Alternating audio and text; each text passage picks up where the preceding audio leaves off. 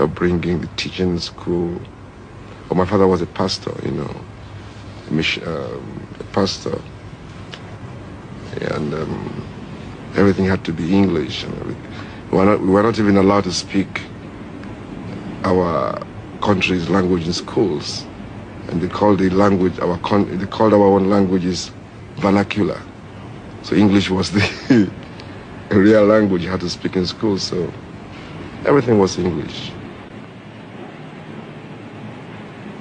With what we were taught in schools, nobody was thinking of whether to be African or not. We just accepted that we were English, and anybody that went to England for studies was a master, you know.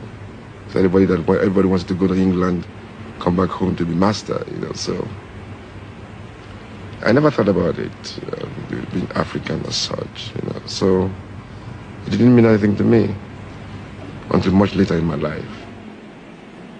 It was in England I started to feel the awareness of having to be an African, because for the first time I came to England, I started to feel, oh wow, so these white people don't like us too much. You know, this is my experience from having to rent rooms, you know.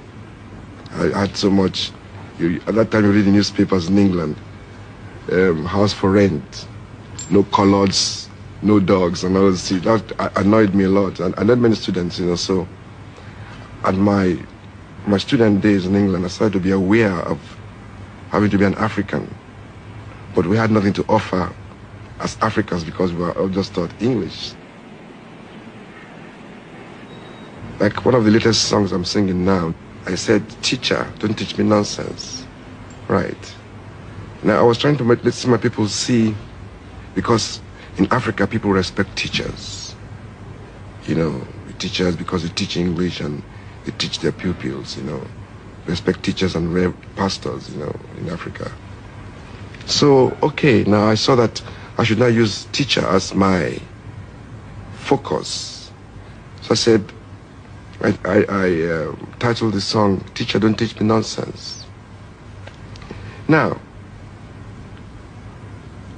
I now wove this song into letting the people see that the white men have taught us everything we know. But I made people see also that one important thing they taught us was politics. Because I wove in the song to the elections in Nigeria, because it was a farce. Now I mentioned democracy. Now in English, an Englishman will say democracy. But if the African man wants to say it in broken, he will say democracy. You see now. I now thought of the word. I said crazy. That's, now I saw craziness. I said I could now see let my people see that democracy really is not that word, that it's really madness, you know. So I said, now I started to sing. I said, I start to think of this word democracy. Democracy. Crazy demo. Demonstration of grace. Crazy demonstration.